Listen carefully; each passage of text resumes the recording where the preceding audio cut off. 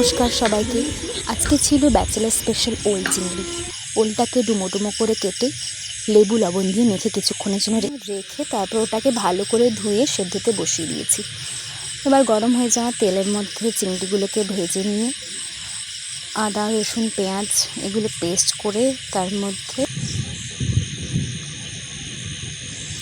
এরপর সেদ্ধ হয়ে যাওয়া ওলগুলোকে ওই মশলার মধ্যে অ্যাড করে কিছুক্ষণ কষিয়ে ভেজে রাখা চিংড়িগুলোকে ওর মধ্যে মিশিয়ে দিয়েছিলাম। তারপর কিছুক্ষণ পর একটু দুধ অ্যাড করেছি, ওটা অপশনাল। চাল ধোয়া জলটা একটু গাছের মধ্যে দিয়ে দিয়েছি। দেন দেখলাম কিছুক্ষণ পর ঢাকাটা খুলে তরকারিটা রেডি হয়ে গেছে।